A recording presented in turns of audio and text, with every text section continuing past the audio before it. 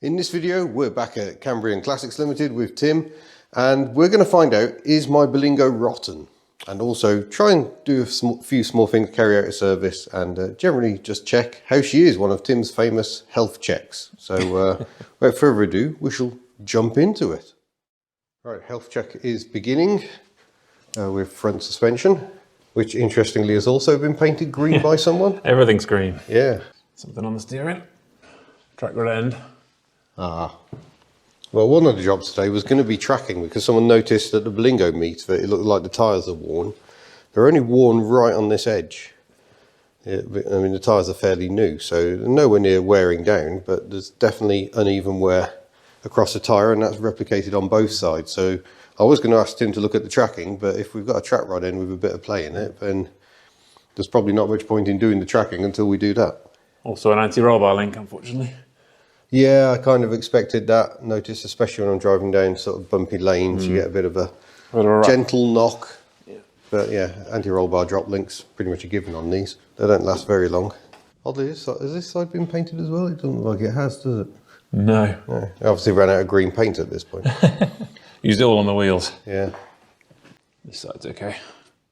So this was the area I spotted when the car was in for some other work elsewhere.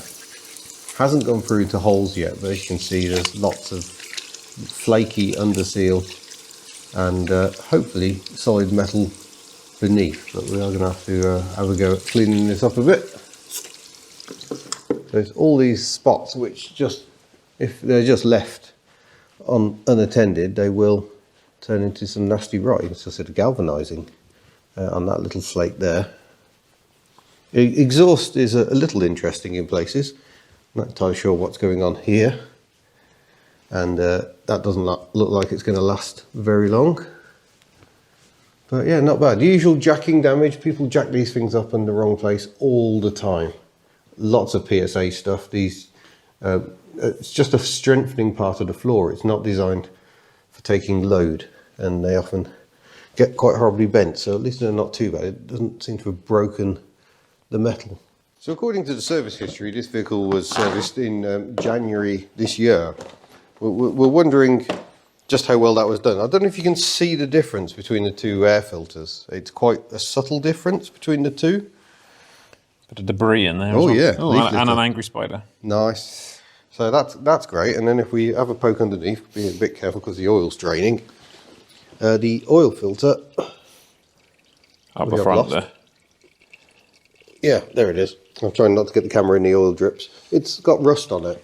So I know this car has lived near the sea for all of its life, which is why it's all the more remarkable it's not completely rotten. But yeah, that service does not appear to have been very thorough. Should run a hell of a lot better after this. Oh, I think all the extra power. Yeah, actually be able to breathe. So it is a 20,000 mile interval on these, which I don't agree with at all anyway, which is why I've been meaning to service it for about 5,000 miles now. Having done about 10,000 since May, so I'm a bit late with that. But yeah, nice to get it done. Will be interesting to see if it drives any differently. Fitting the new air filter, Tim noticed that the wiring plug is not actually connecting into place properly on the mass airflow sensor down here. A little clip is broken on the connector. Yeah, so it kind of stays in there, but could easily vibrate out. I mean, thankfully, diesel engines aren't known for vibrating. But yeah, we've got the oil draining. We're still awaiting a fuel filter, which is in here somewhere, so we'll change that as well. But judging by everything else, that probably hasn't been done for a while. So we could be making some real differences in here. I sadly left it a bit late in the year to go full wax session on this because it's soaking wet underneath, because everything at the moment is soaking wet. So nothing but rain for 3 weeks. Yeah, so hopefully next year we can get on with some rust proofing. We can do some remedial stuff on some of the bare bits for now, just to keep it sealed and localized bits. Yeah. And then next year we'll go full wax. Yeah, it's an interesting looking filter for one that was allegedly fitted this year. Yeah, it's quite a bit of corrosion. I mean, it's very difficult to tell, but a bit of salt at the beginning of its life, but makes you wonder whether it was January, doesn't it? Status update, we've got the engine oil change, air filter change, we're awaiting the fuel filter. And now we're turning our attention to the suspension. We're waiting for the suspension parts to be delivered as well, but we might as well start dismantling. Got to be a little mindful of the roof, unfortunately. Usually got sports cars on it, it's not a problem. Yeah, MGBs fit a bit more easily. Yes. So, been round the bolts with wire brush and some penetrating oil. Oh, that's good. That one's undoing. Whether we'll be so lucky with the drop links remains to be seen. Well, it was all coming apart so nicely, but then it wasn't. Ball joint came out with minimal fuss really. The lock nut was a little tight, but that did come undone. But now the track rod end doesn't want to unscrew from the track rod. So fire. Fix it with fire. Yeah, it's always good. I suppose we should do a follow-up on the NEC, because obviously you did some tinkering with Ellie before departing. Was that successful? Yes, yeah, it was. Yeah, sticky throttle was fixed with a bit of spray. Because it was struggling to idle. You know, it was revving quite hard on the way up there. So that fixed that. A better fuel filter fixed a fuel leak. It was all over the floor. Yeah, that was fun to come into on the... Yeah, it was a Sunday morning, wasn't it? I came in and I could smell petrol as soon as I walked into the hall. And then the closer I got to my car, it was just like, oh no, it's Ellie. Of course it's my car. Yeah, the NEC would have loved that. And yeah, the other thing was just the fan belt tighten up, but it's because it'd been driven, you know. So Yeah. no, it was good. Yeah, drove nice all the way home. Super. Really buzzing along happily. Yeah, that engine is such a peach. So yeah, thank you, Pete, for loaning me that engine. There's a mild plan to rebuild the 652, so we'll see how that goes. But for the moment, the focus is Bella. It's a shame we're having to work on this side. This is the worst side. This wing is a mess. So if anyone knows anyone with a rainforest green front wing for a Berlingo, do let me know. Time to find out if fire was successful.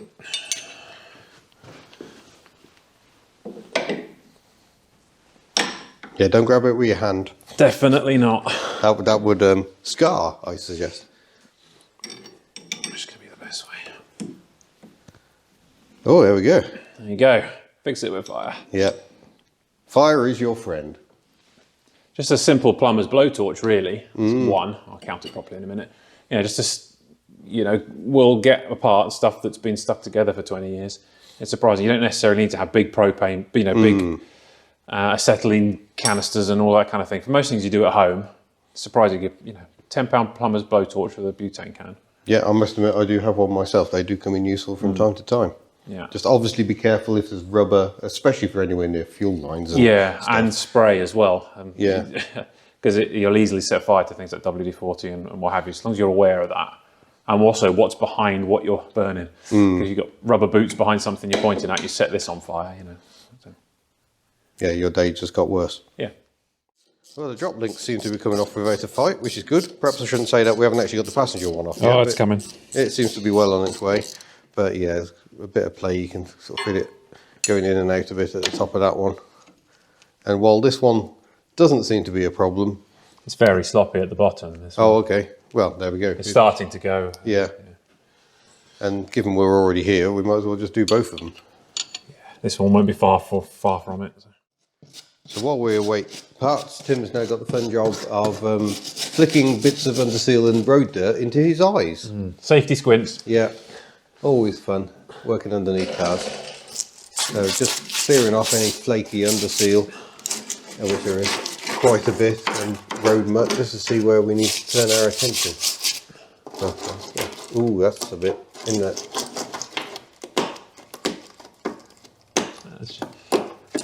It sounds worse than it is, it's just under seal. Jolly good. I thought things were going quite well, but then Tim went, and I began to panic somewhat. So what have we got? Ooh. Yeah, the bottom of that corner bracing has been a bit of a moisture trap there. Yeah, that's definitely not ideal. But getting a decent hard job on it, you'd be better off taking the tow bar off to give yourself some more room. I mean, it might be possible to weld up there, but it's very difficult to clean the steel back to something strong because you want to come at it from this angle. I think we might be filing that under job for another day. But we'll do something about that. But yeah, like Tim says, the tow bar is going to have to come off. To get that off, we're going to have to take the bumper off, So we're starting to get into a bigger job than we really have time for today. Time already marching on. But still, if that's the only bit of bad rot we find, I'm going to take that, I think. For a car that's lived near the sea all its life, pretty much, it's doing amazing.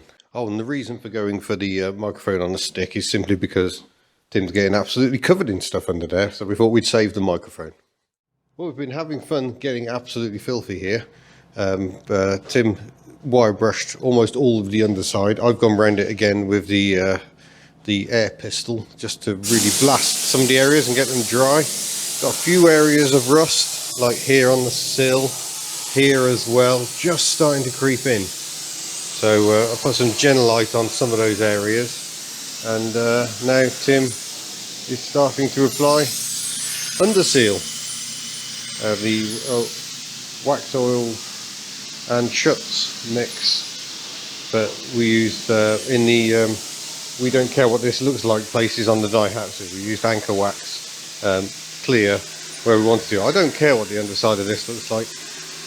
This has done 180,000 miles. This is purely about preservation rather than cosmetics. And yeah, hopefully this will keep us solid for a good few years to come.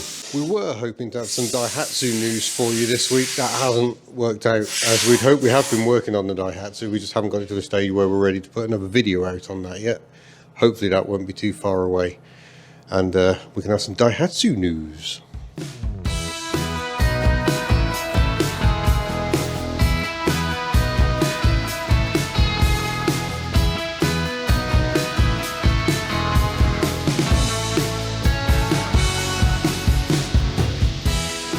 Well, despite how it looks outside, it is still early afternoon, but the wheels are back on, the drop links are fitted, trap rod is fitted.